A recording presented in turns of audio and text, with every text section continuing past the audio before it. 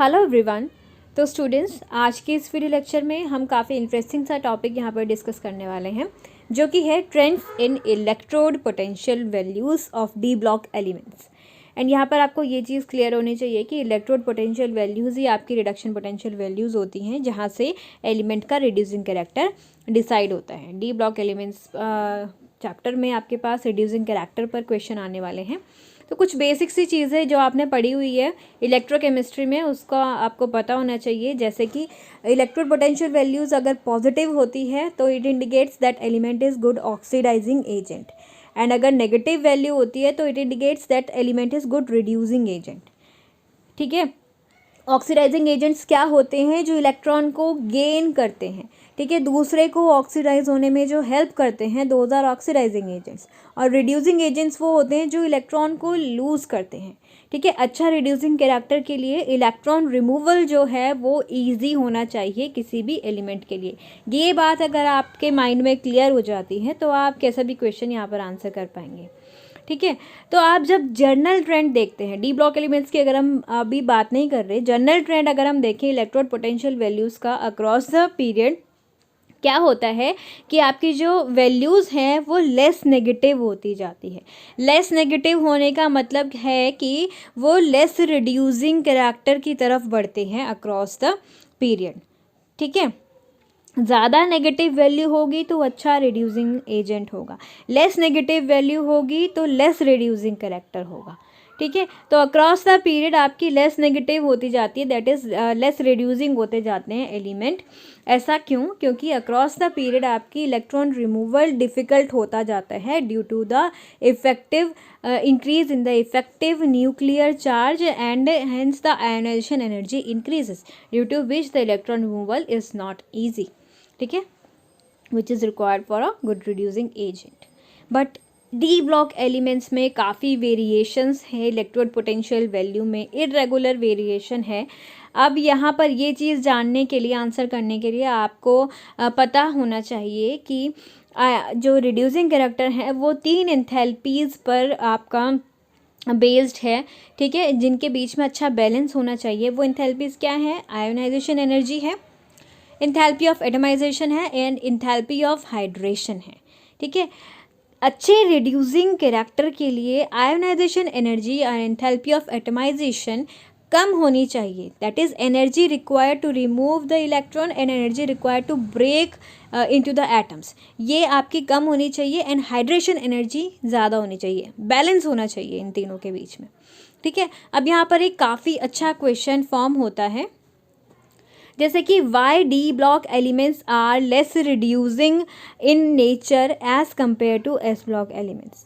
ठीक है, s block elements जो हैं ज़्यादा reducing agent, strong reducing agent है। डी ब्लॉक एलिमेंट्स उतने ज़्यादा स्ट्रॉन्ग रिड्यूसिंग एजेंट नहीं है, ऐसा क्यों? या फिर यही क्वेश्चन घुमाकर इस तरीके से भी पूछ सकते हैं कि why d block elements have high values या फिर less negative values of electrode potential than s block elements. दोनों क्वेश्चंस का एक ही मीनिंग है। तो आंसर करेंगे तीनों एंथैल्पीज पर बेस्ड। यू विल राइट कि reducing character is decided by the balance of these forces, या फिर reduction potential values depend upon these factors. Enthalpy of atomization which should be low, ionization energy which should be low, and hydration energy it should be high. ठीक है, तो इतनी mind में बात बिठा लेंगे। मैंने यहाँ पर साइड में भी लिखा है शॉर्ट में कि reducing character is inversely proportional to enthalpy of atomization and ionisation energy, and reducing character is directly proportional to enthalpy of hydration. So for D block elements की जब हम बात करते हैं तो enthalpy of atomization काफ़ी हाई होती है, क्योंकि यहाँ पर D block elements के पास अनपेयर्ड इलेक्ट्रॉन होते हैं, जिसकी वजह से मेटालिक बॉन्डिंग भी होती है इनमें, एंड कोवेलेंट बॉन्डिंग भी होती है, स्ट्रॉन्ग बॉन्ड्स होते हैं एलिमेंट्स के बीच में। एंड आयोनाइजेशन एनर्जी भी हाई होती है than s block elements due to the smaller size. So यहाँ पर ऑल्दो डी ब्लॉक एलिमेंट्स की हाइड्रेशन एनर्जी ज़्यादा होती है due to the size to charge ratio is high, but यहाँ पर these 2 factors over rules the effect of enthalpy of hydration, जिसकी वजह से d block elements less reducing है than s block elements. Hope you understand it. चलिए जी, next question यहाँ पर देखते हैं। जिंक पर बेस्ड है कि zinc have low values of reduction potential although it has high hydration energy। Low values मतलब लेस नेगेटिव वैल्यूज़ होती हैं जिंक की, ऑल्दो इसकी ज़्यादा होनी चाहिए, जितनी है उससे और नेगेटिव हो सकती थी owing to its high hydration energy, but ऐसा नहीं हुआ। सबसे पहले तो ये चीज़ क्लियर कर लेंगे आप कि जिंक का जो रिड्यूसिंग कैरेक्टर है वो comparative to iron, copper and nickel इनसे तो ज़्यादा होता है, बट ये क्वेश्चन ये है कि ये और ज़्यादा नेगेटिव हो सकती थी इसकी value due to its high hydration energy, but ऐसा नहीं हुआ। क्यों? क्योंकि जिंक की जब आप कॉन्फ़िगरेशन देखते हैं तो it is in 3d10 4s2 state. तो तीनों फैक्टर सब चेक करेंगे रिड्यूसिंग कैरेक्टर के लिए कौन से होते हैं। एंथैल्पी ऑफ एटमाइजेशन, तो एंथैल्पी ऑफ एटमाइजेशन जिंक के लिए तो लो है क्योंकि यहाँ पर अनपेड इलेक्ट्रॉन्स नहीं है इसके पास, but it is in exceptionally stable configuration. तो यहाँ पर electron removal is very difficult, so ionization energy काफ़ी हाई हो जाती है जिंक के लिए, ठीक है, which over rules the all other factors due to which electron removal is difficult, due to which it has less negative values of reduction potential than it could have. ठीक है जी, तो आंसर आप देख सकते हैं किस तरीके से फॉर्म करेंगे, स्क्रीन पर हैं आपके, you can make your short notes. ठीक है, इंथैल्पी ऑफ हाइड्रेशन अगर आप जानना चाहते हैं जिंक की क्यों ज़्यादा होती है, तो हाइड्रेशन एनर्जी जो है वो डिसाइड होती है चार्ज टू साइज रेशो से, जो कि जिंक टू पॉजिटिव के लिए काफ़ी हाई रहता है। ठीक है, इसी तरीके से क्वेश्चन आपके पास मैंगनीज़ पर बेस्ड भी आ सकता है कि मैंगनीज़ जो है उसकी लेस नेगेटिव वैल्यू क्यों होती है रिडक्शन पोटेंशियल वैल्यू की, why it is less reducing in nature. तो आप कन्फिग्रेशन पर जाएंगे सीधे सीधे एंड ये तीनों फैक्टर्स चेक करेंगे। ठीक है, तो यहाँ पर इसकी हाइड्रेशन एनर्जी को तो आप एक्सक्लूड करें, सबसे पहले एंथैल्पी ऑफ एटमाइजेशन देखेंगे तो अनपेड इलेक्ट्रॉन्स काफ़ी हैं इसके पास। ठीक है, डी ऑर्बिटल्स में सारे अनपेड इलेक्ट्रॉन्स हैं, तो यहाँ पर काफ़ी अच्छी बॉन्डिंग होगी, मेटालिक भी होगी एंड कोवेलेंट बॉन्डिंग भी होगी, जिसकी वजह से एंथैल्पी ऑफ एटमाइजेशन हाई होगा, जो कि एक अच्छे रिड्यूसिंग कैरेक्टर के लिए नहीं होनी चाहिए। आयोनाइजेशन एनर्जी भी ज़्यादा है क्योंकि it is in stable configuration, half filled है डी ऑर्बिटल, एनएस ऑर्बिटल आपका कंप्लीटली फिल्ड है। तो ये दोनों एनर्जीज अगर ज़्यादा हैं तो आपका रिड्यूसिंग कैरेक्टर कम होगा because electron removal will be difficult. ठीक है, चलिए अब एक और इम्पॉर्टेंट क्वेश्चन कॉपर पर बेस्ड कर लेते हैं, जो कि काफ़ी पूछा जाता है। ठीक है, कॉपर +1 के जो कंपाउंड्स होते हैं, ठीक है, कॉपर जब +1 स्टेट पर रहता है तब जो कंपाउंड्स होते हैं दे आर अनस्टेबल और does not exist in aqueous solution. ऐसा क्यों? अब देखेंगे अगर कॉन्फ़िगरेशन अगर आप देखते हैं कॉपर 29 एटॉमिक नंबर के साथ 3d10 4s1 स्टेट पर एग्जिस्ट करता है एंड कॉपर +1 अगर हम देखें तो 3d10 है एंड कॉपर 2+ देखेंगे तो 3d9 कॉन्फ़िगरेशन होती है। तो यहाँ से आप सोचेंगे कि 3d10 ये तो एक्सेप्शनली स्टेबल कॉन्फ़िगरेशन पर है, तो ये इसके कंपाउंड स्टेबल क्यों नहीं हो रहे हैं? ऐसा इसलिए क्योंकि कॉपर 2 पॉजिटिव जो है इसकी हाइड्रेशन एनर्जी काफ़ी ज़्यादा होती है due to charge to size ratio इसकी हाई रहती है। ठीक है, तो जब भी एक्वस सोल्यूशन में Cu+1 स्टेट पर होगा तो it will undergo the disproportionation reaction. ठीक है, डिस्प्रोपोर्शनेशन रिएक्शन वो होती है जब कोई भी चीज़ खुद ही ऑक्सीडाइज होती है एंड रिड्यूस भी होती है। तो कॉपर +1 के जो आयंस होंगे it will go disproportionation reaction. तो ऑक्सीडाइज फॉर्म देखेंगे आप Cu2 पॉजिटिव, इलेक्ट्रॉन लूज़ करा इसने Cu2 positive and reduce form देखेंगे तो कॉपर 1 इलेक्ट्रॉन गेन करके कॉपर स्टेट में आ गया। ठीक है, तो डिस्प्रोपोर्शनेशन रिएक्शन वर्ड याद रखेंगे फॉर दिस क्वेश्चन। ठीक है, एक और इम्पॉर्टेंट क्वेश्चन कॉपर पर बेस्ड कि why copper has positive value of electrode potential. ठीक है, पॉजिटिव वैल्यू क्यों होती है इसकी? ये तो डी ब्लॉक का एलिमेंट है, तो ये रिड्यूसिंग कैरेक्टर इसका अच्छा होना चाहिए, बट इसकी तो पॉजिटिव वैल्यू है जो कि ऑक्सीडाइजिंग एजेंट्स के लिए होती है। ठीक है, या फिर आप इस तरीके से भी लिख सकते हैं कि why copper act as oxidizing agent although it is not very strong oxidizing agent. कोई रिएक्शंस होती है जहाँ पर कॉपर ऑक्सीडाइजिंग एजेंट की तरह काम करता है, बट फिर भी यहाँ पर आप देखेंगे अगर इलेक्ट्रोकेमिकल सीरीज़ में देखते हैं तो हाइड्रोजन से जस्ट ऊपर प्रेजेंट होता है कॉपर, जबकि डी ब्लॉक एलिमेंट है। ऐसा क्यों?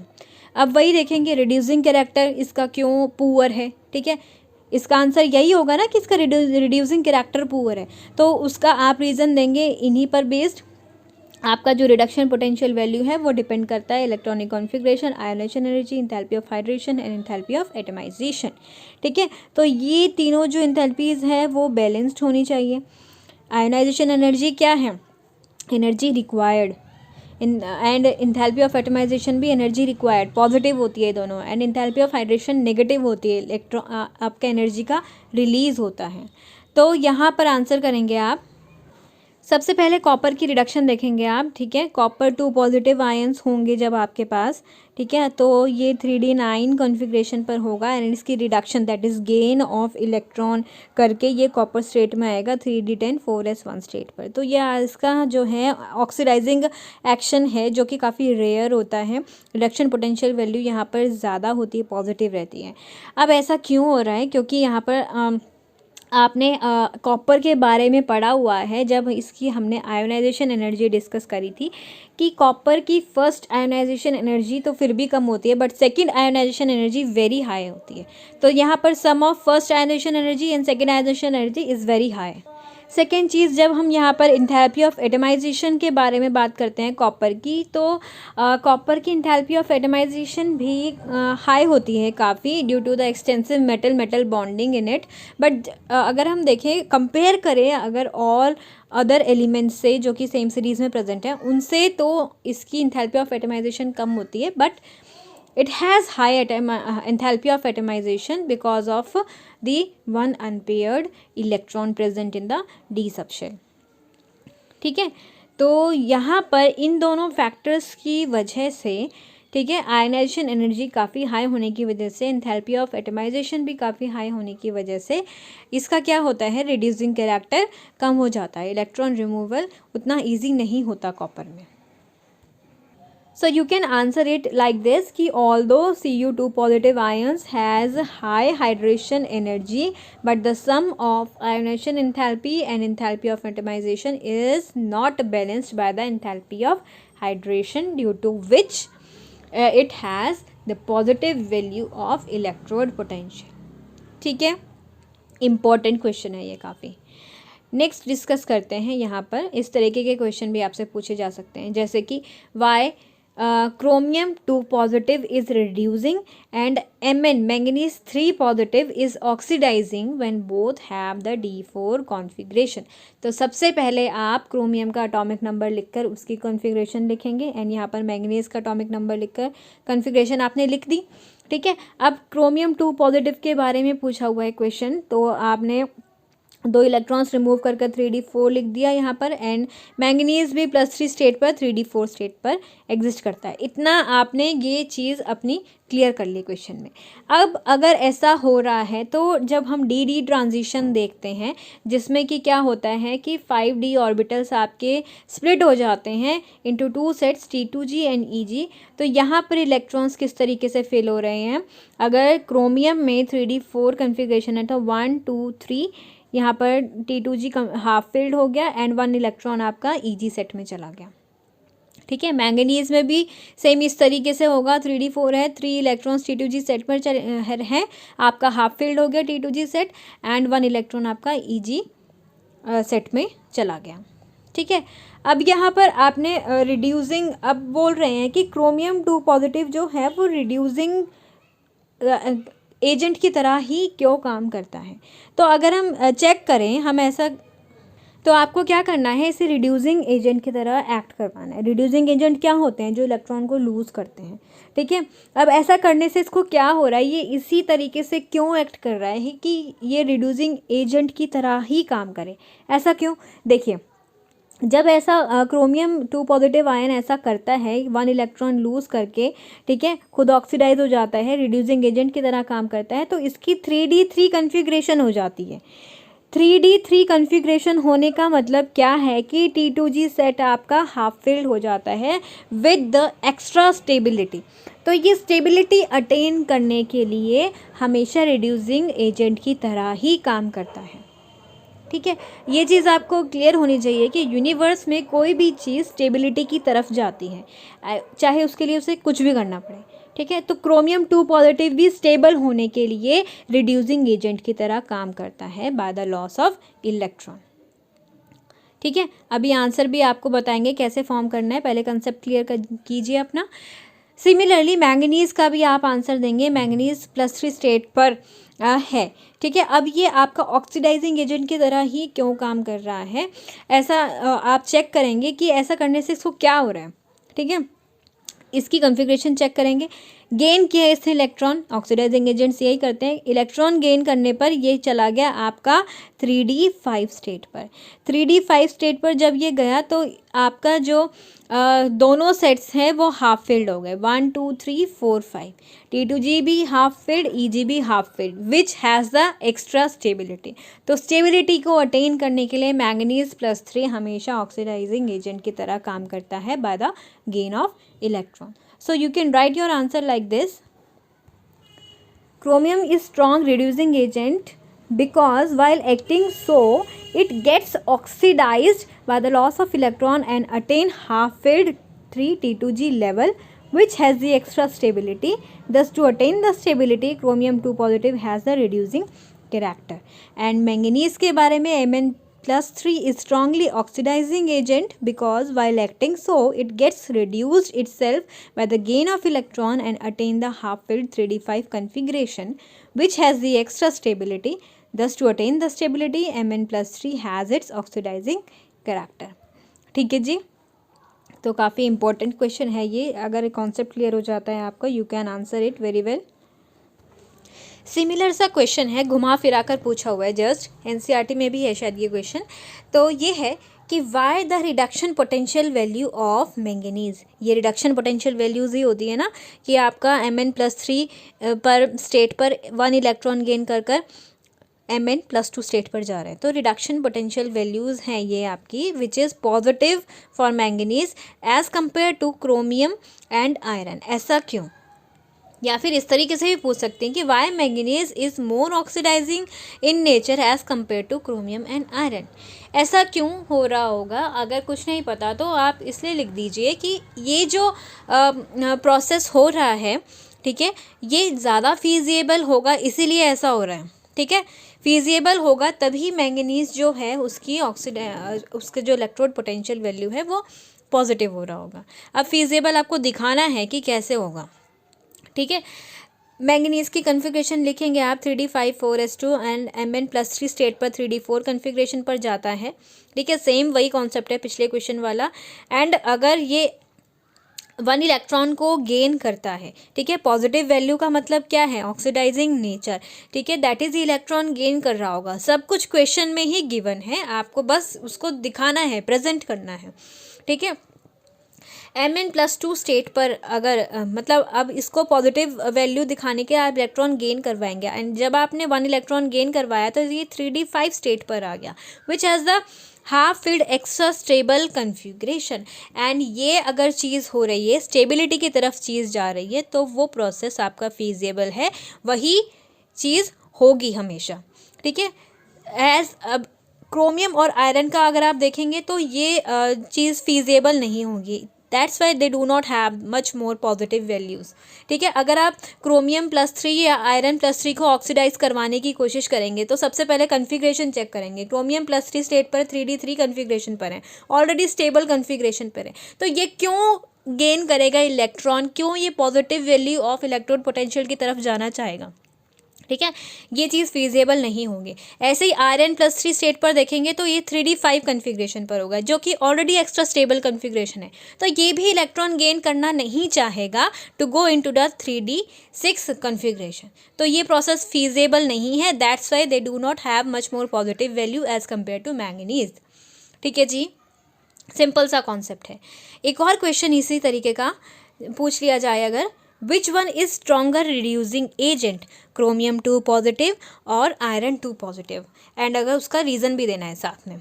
ठीक है, अब यहाँ पर रिड्यूसिंग करैक्टर दोनों का पूछा हुआ है तो आपने कॉन्फ़िगरेशन लिख लेनी है सबसे पहले।